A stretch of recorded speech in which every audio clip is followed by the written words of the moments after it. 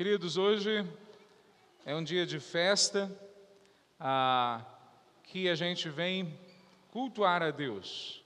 Todos os domingos é um dia especial, é um momento que nós paramos para descansar diante de Deus das nossas ambições, das nossas ansiedades, mas há alguns domingos que parece que se despontam na nossa vida, e alguns desses é como hoje. Deus está dando 63 anos de aniversário para essa igreja.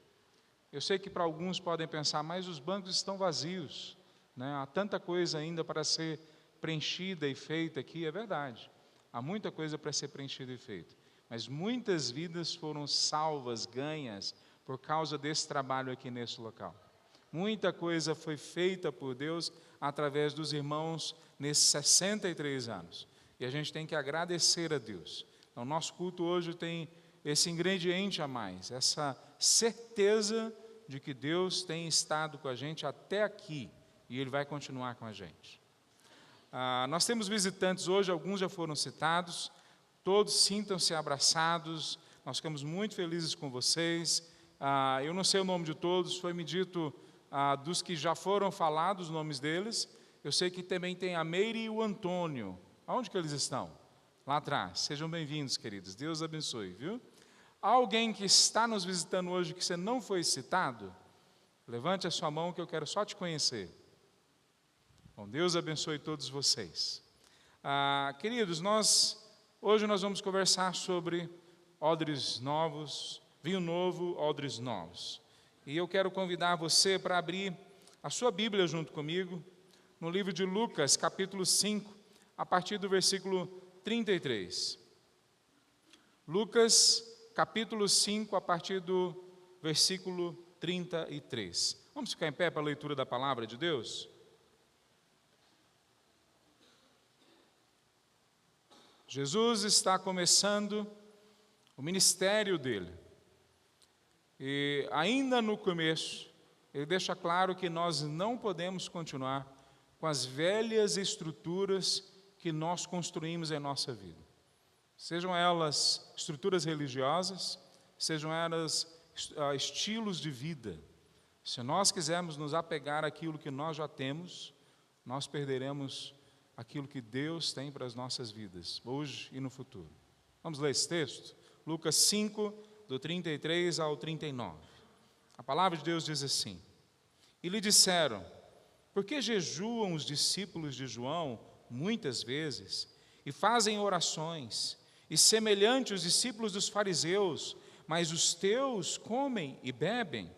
E ele lhes respondeu: Podeis fazer com que os convidados das núpcias jejuem, enquanto o noivo está a comer com eles? Mas dias virão, em que lhes será tirado o noivo, e então, naqueles dias, eles jejuarão. E também citou uma parábola para eles: Nenhum homem impõe um pedaço de roupa nova sobre uma velha. Do contrário, a nova rasga ambos, e o pedaço que foi tirado da nova não combina com a velha. E nenhum homem põe vinho novo em odres velhos. Do contrário, o vinho novo romperá, e os odres se derramará, e os odres se perderão. Mas o vinho novo deve ser posto em odres novos, e ambos são preservados. E nenhum homem, tendo bebido o vinho velho, quer logo o novo, porque ele diz: o velho é melhor. Vamos orar, meus irmãos. Senhor Deus, louvado seja o teu nome. Nós nos colocamos diante da tua presença. Nós precisamos desesperadamente que teu Espírito venha falar com a gente, nos arrancar, ó Deus, de dentro dessa casca, dessa máscara que muitas vezes nós construímos e tentamos manter com todas as nossas forças. Essa máscara de religiosidade, essa face enganosa, ó Pai, que nós construímos, dizendo que está tudo bem, quando não está tudo bem. Nós clamamos, ó Pai, que o Senhor revele para nós o que dentro de nós atrapalha a gente de seguir o Senhor. E ao mesmo tempo o Senhor mostre para nós, ó Pai, o vinho novo que pode transformar em novo todas as coisas em nossa vida, ó Pai. Louvado seja o teu nome. Coloca os teus anjos aqui. Age poderosamente em nós. Em nome de Jesus que nós oramos. Amém. Poderia sentar, meus irmãos. Tim Keller, um renomado teólogo e pastor, faleceu há pouco tempo. Ele dizia que no mundo tem só duas religiões, ou dois tipos de religiões. Debaixo desses dois tipos se encaixam todas as diversas e milhares de religiões que nós temos sobre a face da terra. Uma é a legalista e a outra é a liberal. Era um jeito dele provocativo de olhar não só para um tipo de pessoa que queria seguir a Deus ou queria seguir uma religiosidade, mas também para o outro tipo do outro lado, os dois extremos. Aquele que se apega a regras exageradamente e aquele que acha que a vida tem que ser vivida como Zeca Pagodinho canta: deixe a vida me levar. Nós olhamos esse texto e ele fala exatamente sobre isso, sobre essa postura legalista que esse povo, ao ver Jesus, ao ouvir a mensagem de Jesus, entra no embate com ele. E talvez nessa hora houvesse do lado de lá um outro grupo torcendo para Jesus, dar uma resposta na lata para eles, para mostrar que não é o legalismo, que a gente tem que ter uma vida autêntica, que nós temos que procurar dentro de nós mesmos a razão de ser da nossa vida e que cada um de nós pode buscar a sua própria religiosidade, o seu próprio caminho. Talvez esse grupo estava olhando para Jesus enquanto ele era questionado pelos legalistas. E os dois grupos são questionados por Jesus. Não são só os legalistas, mas também os liberais. Os dois são colocados no mesmo local. Talvez esses dois, e Keller fala sobre isso, são bem representados pelo irmão mais velho e o irmão mais novo daquela parábola do filho pródigo, que na verdade não é o filho pródigo.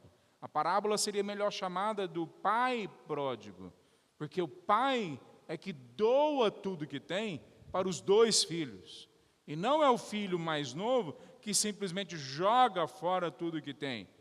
É o pai que entrega tudo que tem para os dois filhos. Mas um dos filhos é abraçado com as leis, com as regras, mas desconhece o verdadeiro amor de Deus. O outro filho, o mais novo, quer viver a vida leve, descontraída, fazendo o que ele quiser, mas no final das contas, ele reflete aquele que transforma em Deus a si mesmo. Ele é Deus para ele mesmo. Essas duas figuras estão sempre em volta da gente. As pessoas abraçam quaisquer que sejam o nome de religiões, de estruturas religiosas, mas no fim das contas, ela segue aquele parâmetro que já está dentro dela. Ou ela é mais de um lado, ou ela é mais de outro. Ou ela é mais legalista, ou ela é mais autenticamente leve, tão leve que não precisa de Deus, tão leve que se afasta de Deus. A genialidade de Keller é que ele pega essas duas religiosidades e coloca no mesmíssimo lugar. As duas estão dizendo a mesma coisa.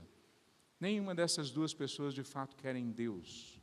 Elas querem instrumentalizar Deus. Elas querem que Deus, ou que Deus trabalhe para elas como um garçom do universo, um santo garçom do universo, mas finalmente só um garçom. Ele traz tudo o que eu quero, porque eu faço tudo o que ele quer. Ou a outra acha que nem precisa sequer de Deus, porque ela mesma é Deus para si mesma. Essas duas pessoas estão também dentro da nossa igreja, dentro da nossa realidade. Keller escreve sobre isso em alguns livros dele, mas o livro que ele escreve mais sobre isso é o Deus Pródigo. Sugiro todos vocês lerem esse livro. É o livro que fala dessa transformação que Deus traz para nós. Porque a proposta do Evangelho não é algo que é contrário ao legalismo. Não é. Como se a gente fosse para o outro extremo. E aí a gente caísse aqui numa religião leve, descontraída, sem leis. A proposta do Evangelho não é contrariar o legalismo, mas a proposta do Evangelho também não é ir para esse outro lado, de não termos leis e regras e podemos fazer o que a gente quiser. A proposta do Evangelho não é também um meio termo entre essas duas. A proposta do Evangelho é uma coisa totalmente nova, diferente do que está sendo apresentado na religiosidade lá fora. E que muitas vezes é totalmente nova em relação também à religiosidade que você abraçou, que eu abracei. E nós temos que olhar esse texto que é apresentado para a gente para entender o que Jesus está nos dizendo. Porque se tem um texto que encaixa perfeitamente bem com o que o Keller fala, é esse texto. Nós precisamos de estruturas novas, absolutamente novas, estilos novos de vida, uma nova mentalidade, um novo jeito de olhar a realidade, um novo paradigma, uma nova concepção de vida, se a gente quiser receber o vinho novo, que é Jesus Cristo de Nazaré. O Evangelho não nos diz, obedeça porque Deus obriga você. Mas ele também não nos diz, faça o que você quiser porque Deus não se importa. O Evangelho diz para nós, eu obedeço a Deus porque Ele me amou primeiro. É resultado de uma gratidão e de uma graça que cria em nós, sim, o desejo de obedecer, mas não porque as regras são o que nos leva até Ele, mas porque Ele que nos leva a um novo jeito de viver, que completa tudo que está na sua palavra, tudo que está no Antigo Testamento se completa nele e se integra e transforma a nossa vida. Um novo odre é o que Deus quer fazer com cada um de nós. Vejam, Deus não vai construir na sua vida e na nossa vida como comunidade uma nova realidade se nós estivermos apegados às coisas do passado. Não vai. Não é que nós temos que jogar tudo fora que está no passado.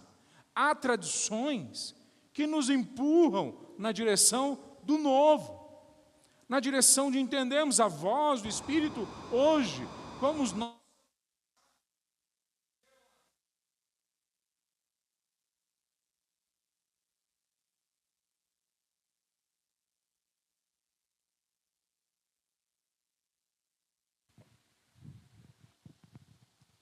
A gente às vezes precisa de um novo microfone para uma nova mensagem. O passado, como eu estava dizendo, nem sempre a gente tem que desconsiderá-lo.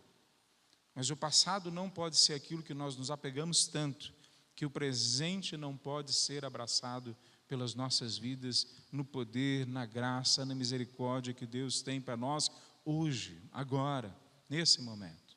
Como que a gente pode resumir o que esse texto está nos dizendo? Eu queria trazer a seguinte proposição, ou a seguinte verdade, para que a gente pense esse texto que nós lemos. Jesus ensina que não podemos simplesmente adicionar ao Evangelho, o Evangelho às nossas antigas estruturas religiosas ou estilos de vida. Antes precisamos recomeçar tudo novo nele. Jesus não está ensinando para nós que o Evangelho é mais um ingrediente que nós enfiamos para dentro da nossa vida, torcendo para que dê certo no final. Não é isso que Deus está fazendo, não é isso que Jesus está fazendo. Torcendo para que você se dobre pelo menos um pouquinho da sua vida, para receber um pouquinho do Evangelho na sua segunda-feira. Não é isso que Jesus está falando.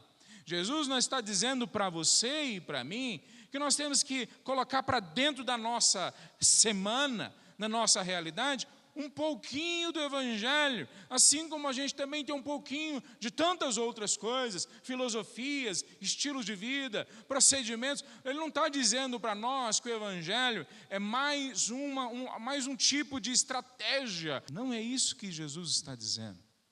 O que Jesus está dizendo é que se você não estiver disposto a recomeçar tudo de novo, 100% da sua vida de novo, agora do jeito dele, não do seu, do jeito dele, não necessariamente da igreja, do jeito dele, não necessariamente do passado, do jeito dele, se você não estiver disposto, o Evangelho não invade a sua vida.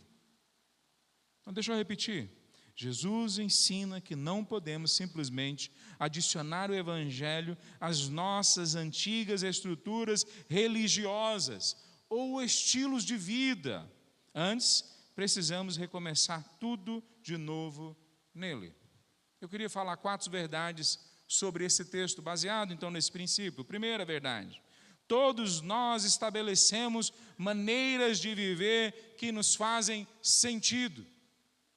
Todos nós criamos paradigmas ou aceitamos paradigmas, todos nós aceitamos estruturas de vida, estilos de vida que nos foram entregues ou que nós construímos, que nós entendemos que fazem sentido e nós agora não abrimos mão mais dele.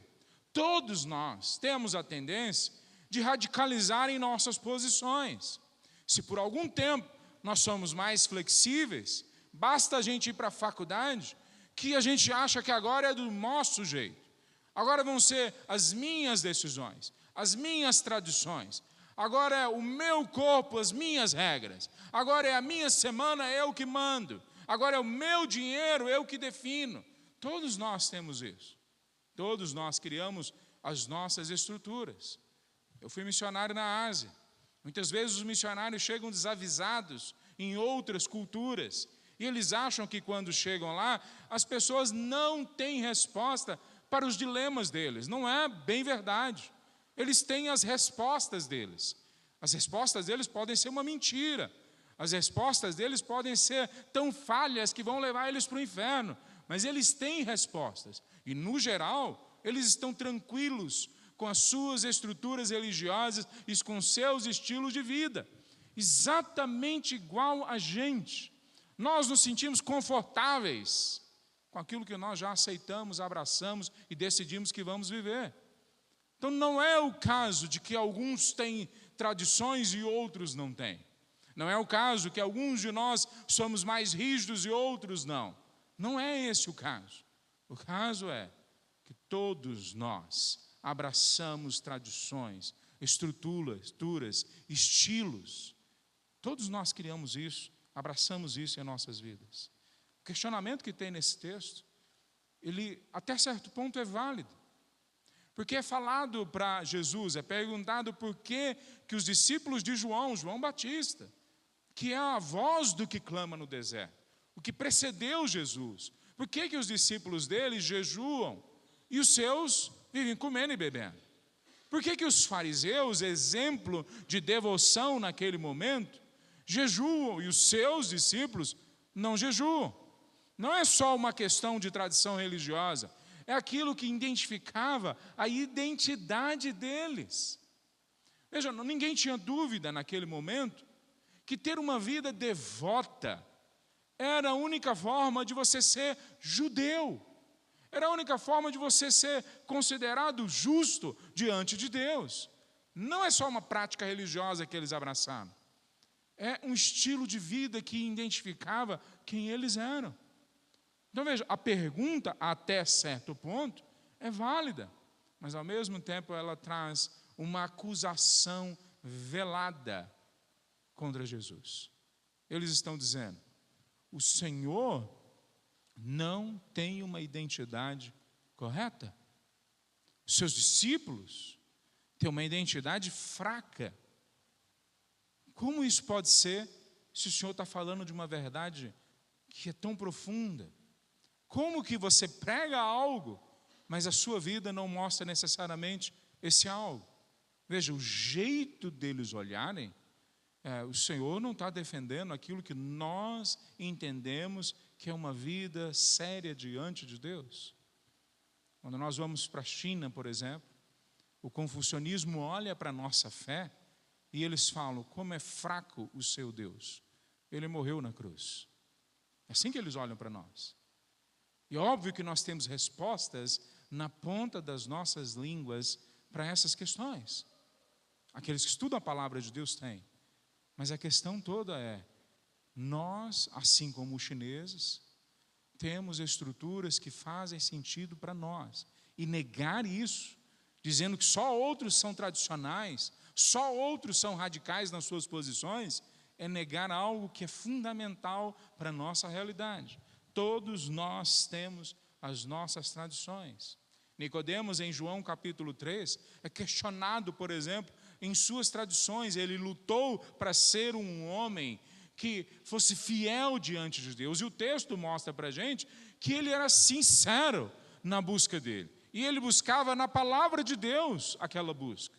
Quando Jesus entra em contato com ele, Jesus questiona exatamente aquela percepção de identidade que Nicodemos tinha. Eu creio que se Jesus entrasse aqui hoje, ele olhar no rosto de cada um de nós, e essa ia ser o tratar dele com a gente. E esse é o tratar dele com a gente hoje, nessa pregação, nesse culto. Eu sei quem vocês são, eu sei quem você é, eu sei o que você abraçou. É necessário que você recomece do zero, nasça de novo, nasça do alto. É a resposta que Jesus dá para Nicodemos. Paulo tem a mesma reação. Ele fala: eu era circuncidado ao 8º dia, da linhagem de Israel, da tribo de Benjamim, hebreus de hebreus, quanto à lei fariseu, quanto ao zelo perseguidor da igreja, quanto à justiça que há na lei irrepreensível. Está lá em Filipenses capítulo 3, 5-6. Ele tinha estabelecido para ele uma vida que fazia sentido. Não é nada diferente daquela pessoa que está lá fora, que criou um estilo de vida que faz sentido para ela, ou daqueles que estão dentro da igreja, que abraçaram um estilo de vida, que agora dá identidade para eles. É a mesma coisa. Mas ele continua falando em outros textos, que a vida que eu tinha no passado, não é mais a vida que eu tenho em Cristo Jesus. Agora a vida que eu vivo na carne, eu vivo na fé no Filho de Deus. Não são mais as minhas tradições, não são mais as minhas escolhas. Mas veja, quando ele fala para nós, Jesus, nesse texto, de odres velhos, então ele está falando de cada um de nós. Nós carregamos na nossa vida essa característica de que nós somos odres velhos. Nós temos um peso morto que nós carregamos. E esse peso morto que nós carregamos somos nós mesmos. Segunda verdade que esse texto traz: nossas maneiras de viver não são compatíveis com o Evangelho, com Cristo, com a salvação. A resposta de Jesus surpreende a gente, porque ao invés de Jesus defender os discípulos, ele não faz isso. Talvez fosse o certo Jesus começar a falar: não, eles jejuam sim, ou não, eles são piedosos sim, devotos, eles são muito religiosos. Ao invés dele fazer isso, ele explica, ele entra mais profundo, e faz isso através de parábolas, através de ilustrações. Ele fala, por exemplo, vai surgir um momento que vai ser necessário jejuar.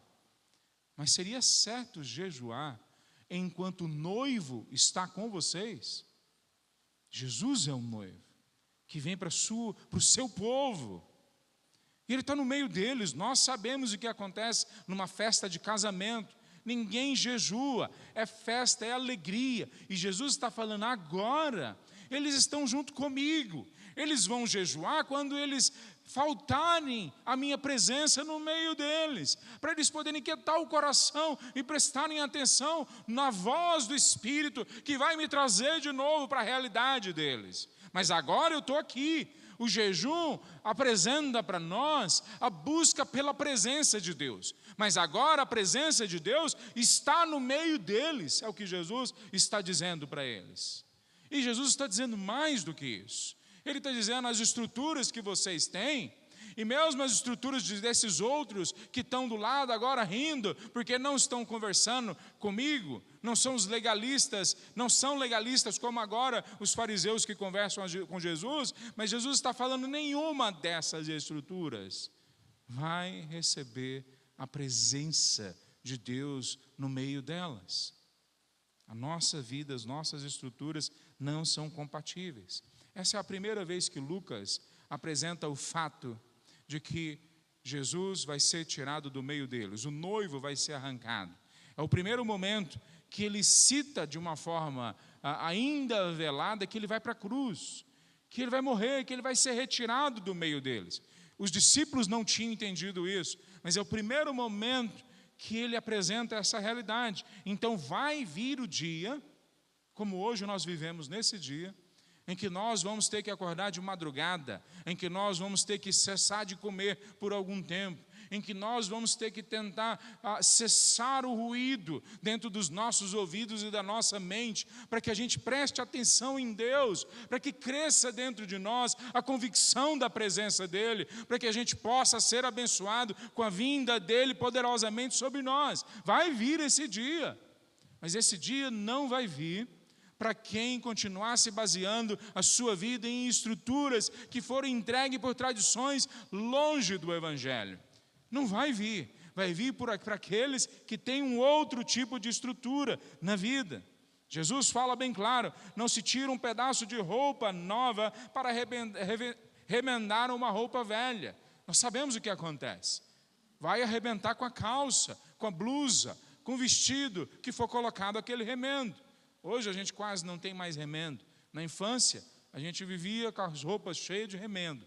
Minha mãe costurava e a gente sempre tinha um remendinho colocado na calça. E o duro era quando a calça ainda era nova, né? Mas aí dava um rasgo. E o remendo era mais novo que a calça nova. Queria durar talvez muito tempo, mas não dura por causa do remendo. Arrebenta antes. Eu sei que os mais novos não sabem o que eu estou falando, mas os mais velhos estão todos balançando a cabeça, sabem o que eu estou dizendo. Jesus cita um contexto que todos eles conheciam. Não adianta tentar remendar a vida, termina de arrebentar com ela quando você faz isso. As nossas estruturas não podem receber o Evangelho. Paulo fala sobre isso, vê claramente isso em Atos 9, quando ele está absolutamente convicto que ele está servindo a Deus. Não é exatamente assim que acontece com a gente tantas vezes? Vimos para a igreja, temos a certeza que nós estamos servindo a Deus, e aí uma luz do céu, graciosamente, derruba a gente e causa em nós estarmos perdidos, uma cegueira, para que a gente volte para Deus e os nossos olhos sejam abertos novamente. A mesma coisa, o mesmo processo que muitas vezes acontece com quem está lá fora, e pela graça de Deus é isso que nós oramos constantemente, para que as pessoas que estão lá fora, não fora desse prédio, fora da relação com Deus, para que elas possam perceber que só em Jesus elas podem de fato ver a vida que é oferecida para nós em Deus. Paulo percebe então que tudo que ele acreditava que estava certo era incompatível com a mensagem de Jesus de Nazaré que aparece diante dele. Depois Paulo fala, se a justiça vem pela lei, Cristo morreu em vão. Ele entende claramente que o estilo de vida que ele tinha abraçado falava contrário ao fato da graça de Deus entregue, que fala dos dois lados. Se Jesus precisa que a gente cumpra a lei, então ele morreu em vão. Se Jesus não precisa que a gente cumpra a lei, porque cada um vive do jeito que quer, ele também morreu em vão. Mas Paulo está falando, ele não morreu em vão. Fomos libertados da lei, tendo morrido para aquilo que nos prendia, a fim de servirmos em novidade de espírito. É o que Paulo fala em Romanos capítulo 7, versículo 6. Então essa metáfora traz para nós que o Evangelho tem uma natureza dinâmica, viva e transformadora, que não dá para ser contida dentro de um estilo de vida que está morrendo. Não dá para você colocar sangue novo num defunto, achando que ele vai viver de novo. Não vai. O defunto vai continuar morto, mesmo com sangue novo sendo colocado dentro dele. Nós precisamos de nos lembrar que as nossas tradições, estilos de vida e estruturas nunca são compatíveis com o Evangelho. Não é que eles têm certa compatibilidade, eles nunca são compatíveis. Terceira coisa, então, que esse texto fala para nós, que o Evangelho só se estabelece em nós se nos abandonamos nele. Não tem uma outra opção.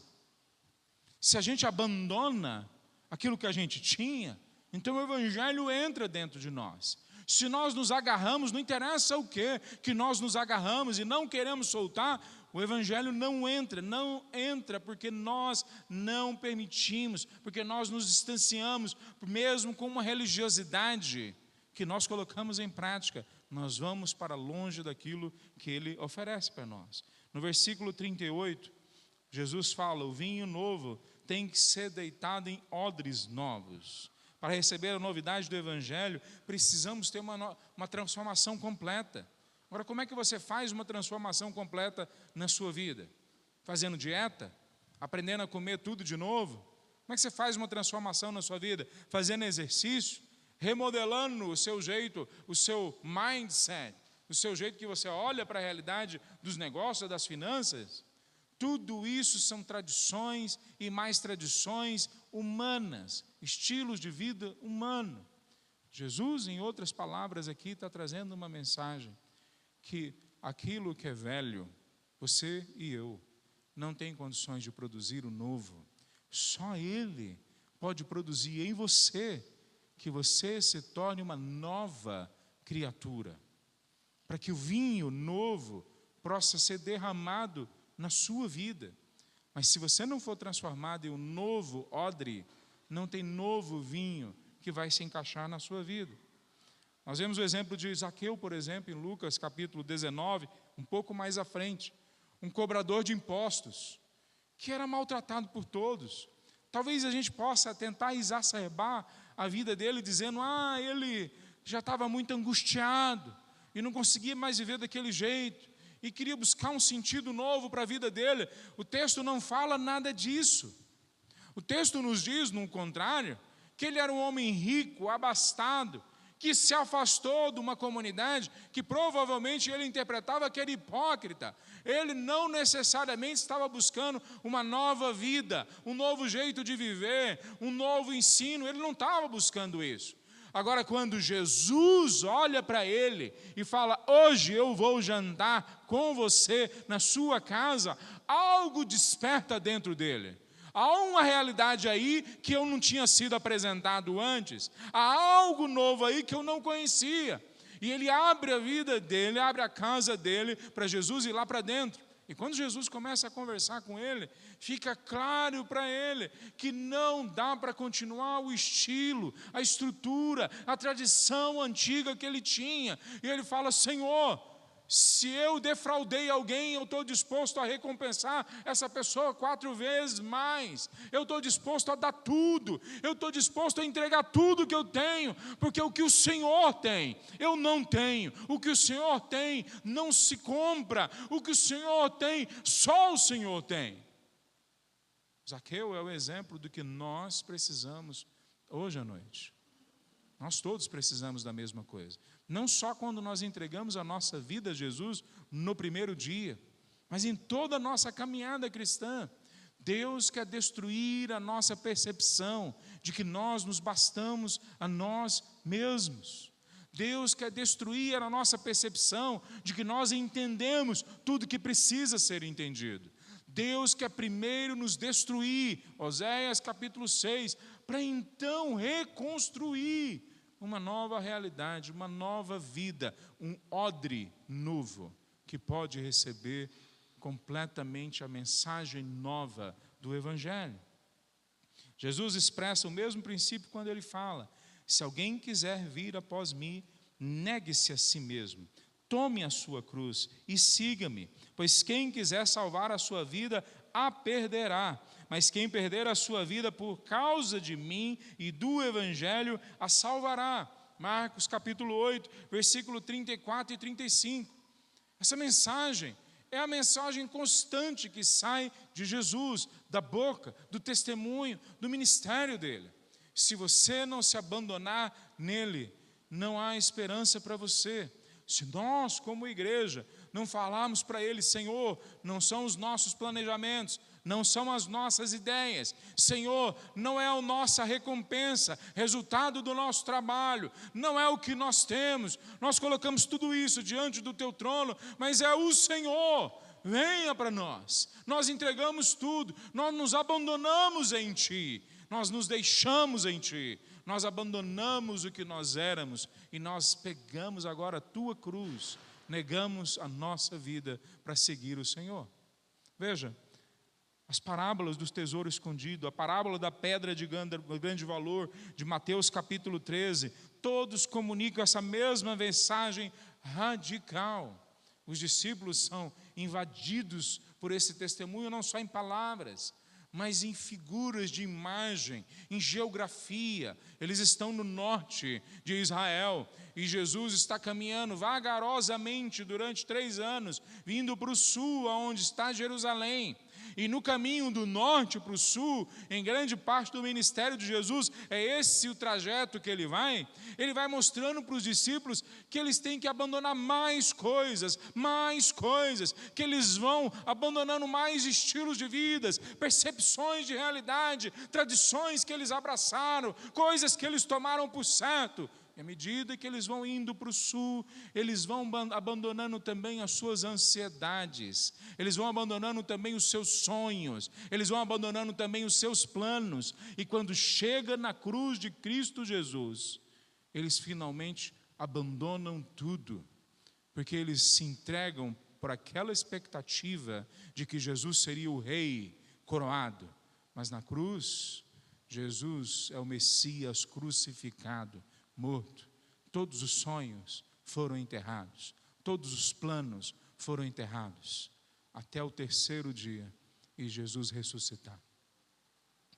E agora eles olham de novo para Jesus e eles têm certeza de que nele, em Jesus, todos os nossos sonhos vão ser destruídos, mas também é nele, em Jesus, que há novos sonhos e novos planos, há novas estruturas e novos começos. É em Jesus que nós vamos ser refeitos, não é no nosso esforço, não é na nossa capacidade religiosa de sermos mais legalistas ou de sermos mais autênticos, porque nós somos honestos e sinceros com nós mesmos. Não é baseado no que nós oferecemos, é baseado no que Ele oferece.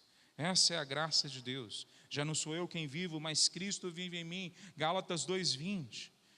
Este abandono não é uma negociação também, uma entrega masoquista, ou uma automutilação espiritual, mas é simplesmente o reconhecimento honesto que a gente precisa dele 100% da nossa caminhada. E aqui, a mensagem foi dada aos discípulos, quase completamente. Jesus poderia ter terminado aqui. Em alguns outros momentos, Jesus encerra aqui. Você precisa ser uma nova criatura, abandonar-se nele, negar a sua vida, tomar a sua cruz, seguir a ele. Mas então ele vem com esse versículo 39, que explode a nossa cabeça, os nossos pensamentos. Olha o que ele diz no versículo 39. E nenhum homem, tendo bebido vinho velho, quer logo o novo, pois ele diz, o velho é melhor. Veja, ao mesmo tempo que Jesus está dizendo, é difícil a gente abandonar aquilo que é velho, porque se tornou uma coisa comum para nós. Ao mesmo tempo ele está dizendo, o velho é o que é o bom. Qual que é o princípio? A novidade do Evangelho revela em nós a antiguidade da nossa esperança.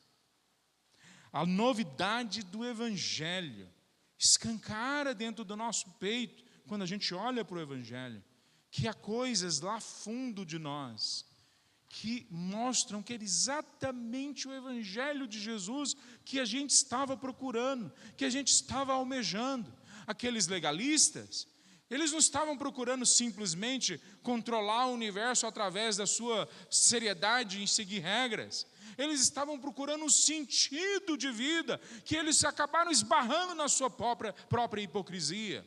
aqueles liberais, não estavam simplesmente procurando serem autênticos, ou serem sinceros, ou serem os deuses de suas próprias vidas. Eles estavam buscando algo mais profundo, que era difícil para eles enxergarem, algo que tinha lá dentro um desejo por uma terra, por um lugar, por um momento que não está na frente dos olhos deles. Todos nós temos um espaço vazio dentro do nosso coração, que só Deus pode preencher esse espaço. E Jesus está dizendo, essa mensagem nova que eu trago para vocês, esse vinho novo, é de fato o mesmo vinho que tem sido pregado por centenas, por milhares de anos. A expectativa de que viria o Salvador, a expectativa de que viria aquele que nos ia tirar das trevas, a expectativa de que aquele que ia mostrar para nós quem de fato nós somos, iria entrar dentro não só da história, mas da nossa história. E quem toca no Evangelho, quem é tocado pelo Evangelho, em algum momento percebe isso. Era isso que eu queria, e eu nem sabia que era exatamente isso antes. Era isso que eu buscava, mas eu nem sabia que era isso que eu buscava, até Jesus explicar para mim. Veja, em Lucas capítulo 24, mais lá na frente, no caminho para Emaús, depois da crucificação, 2 discípulos estão caminhando, e Jesus ressurreto aparece para eles. Eles não reconhecem a Jesus, e eles estão tristes, e Jesus começa a caminhar com eles na estrada e pergunta: por que vocês estão tristes? E eles falam: você não sabe o que aconteceu? E Jesus ouve a história deles, mas aí Jesus começa a explicar que o que acabou de acontecer está linkado com os profetas, está linkado com os livros históricos do Antigo Testamento, está linkado com a Torá, lá atrás, milhares de anos atrás. E eles, ao andarem com Jesus, não sabem que é Jesus, mas ao verem que aquela mensagem toda que lhes foi entregue naquela caminhada com Jesus, era também uma mensagem milenar, antiga, aquilo aquece o coração deles.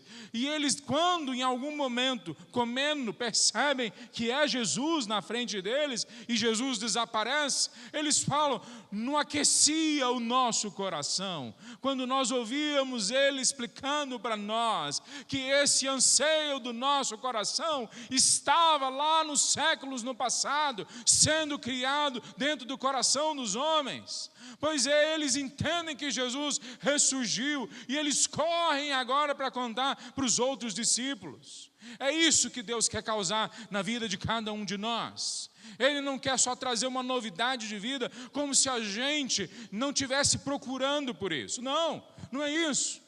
Deus está falando para mim e para você que Ele sabe o que tem dentro do seu coração, mais profundo do que você mesmo consegue entender. Deus sabe o que tem na sua alma, as dores, os temores, os desejos, os anseios, os traumas. Ele conhece melhor do que você, e Ele está lá falando para cada um de nós, a cada domingo, a cada leitura da palavra, a cada pregação que a gente ouve, a cada música que a gente louva, a cada pensamento que vem à nossa mente, trazido pelo Espírito Santo, está falando para nós: eu sei o que você precisa, mais do que você. Ouça o que eu tenho para te dizer. O vinho velho que eu tenho é o vinho novo que agora é apresentado. Ele apresenta para nós essa mensagem que está desde Gênesis capítulo 3, quando nós fracassamos em seguir a Deus. A mensagem do Evangelho entregue antes da hora, que Paulo fala em Gálatas capítulo 3, versículo 8, que foi entregue lá atrás, milhares de anos atrás, mas ela também é entregue cada dia da criação, até hoje à noite, que de novo é entregue. A mensagem nova e sempre nova de um Evangelho antigo e profundo, e que cala fundo na alma de cada um de nós, quando nós nos abrimos a Ele. Deus quer cada um de nós feitos novos, sendo entregues a Ele. Então tem uma tensão aqui, criada entre o vinho velho e o vinho novo. Claro que tem uma tensão. Claro que tem essa tensão. Mas não é uma tensão de dizer que agora Deus vem graciosamente falar em Jesus. Não, Jesus é o clímax da história, mas Ele sempre graciosamente veio até nós. Desde Gênesis capítulo 3, versículo 9, quando nós fracassamos, Ele veio até nós. Não fomos nós que fomos até Ele. Pode ter uma ilusão na minha cabeça, na sua cabeça, que fomos nós que viemos até aqui hoje à noite, porque nós decidimos isso. Mas essa é uma ilusão. É Deus que está trabalhando em você, em mim, em cada um de nós, para que a gente seja conquistado pela graça, não pela lei, não pelo liberalismo, mas pela graça. Ele nos conquista graciosamente, para que a gente hoje abra a nossa vida para o vinho novo. Eu queria concluir dizendo para vocês que nós temos que fazer perguntas nessa hora.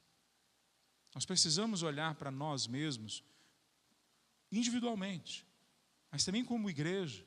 Nós precisamos olhar perguntas como essas: que odres velhos existem em minha vida espiritual? Que tradições eu seguro tanto que não tem como a novidade do reino entrar dentro da minha casa, da minha vida? Quais são essas? Que estilos de vida são tão caros para mim que eu fecho os meus ouvidos para o Evangelho de Cristo Jesus? Que práticas, crenças, tradições se tornaram tão familiares que eu nunca questiono elas? Nunca questiono, eu questiono a dos outros, mas não as minhas queridas práticas, os meus queridos estilos, o meu querido jeito de viver. Eu não questiono, eu questiono do outro, não o meu. Quais são essas? Identifique para você. Onde estou tentando fazer o Evangelho caber dentro das minhas velhas estruturas? Não vai. Jesus não é um leão domesticado que a gente possa colocar dentro da jaula da nossa vida. Ou a gente escancara e entrega a nossa vida para Ele, ou Ele não vem para dentro da nossa casa, da nossa família. Então, o que é que eu preciso abandonar para abraçar plenamente a novidade de vida que está em Jesus Cristo? O que eu tenho que soltar? O que eu tenho que abrir mão?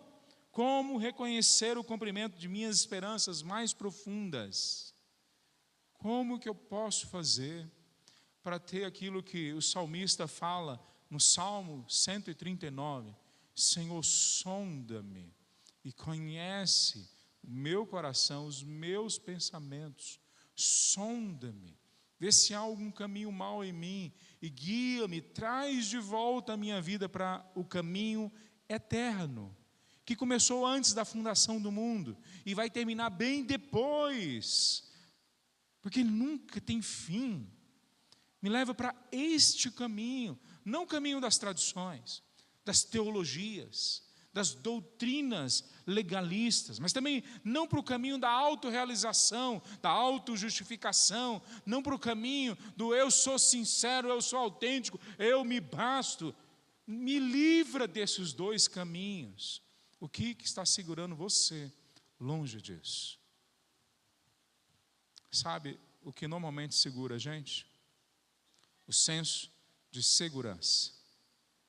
Nós nos sentimos seguros nas nossas tradições. Nós nos sentimos seguros no jeito de vida que nós escolhemos viver.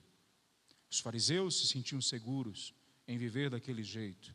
Os saduceus, que estavam do outro lado, se sentiam seguros em viver daquele jeito. Nós nos sentimos seguros com as nossas concepções, com o jeito que a gente vê a vida. Deus não entrega essa segurança, porque ela não é segurança de forma alguma. É só uma ilusão de segurança. C.S. Lewis, no seu livro O Leão, a Feiticeira e o Guarda-Roupa, que faz parte das Crônicas de Nárnia, ele traz numa conversa entre o Sr. Beaver e a Susan, onde a Susan pergunta para ele se Aslan é seguro. Aslan, na crônica ou na história que C.S. Lewis constrói, é um tipo de Cristo. É um leão que exemplifica Cristo Jesus naquela história. E Sara está perguntando para o Sr. Beaver, ele é seguro? E o Senhor Beaver responde da seguinte forma: seguro? Quem disse qualquer coisa sobre seguro? Claro que ele não é seguro, mas ele é bom. Ele é bom e ele é o rei. Eu estou te dizendo isso. Se você quer a segurança que você encontrou até hoje, você vai ficar nela e você vai, infelizmente, padecer por causa dessa ilusão que você abraçou. Se você correr para Jesus, vai parecer algo altamente inseguro. O seu mundo vai ser destruído. Sua vida vai ser virada de cabeça para baixo. Se tem uma coisa que Jesus não vai oferecer para você, é essa segurança. Ou só para a gente falar uma outra palavra, que Jesus não vai oferecer para você essa paz segundo o mundo.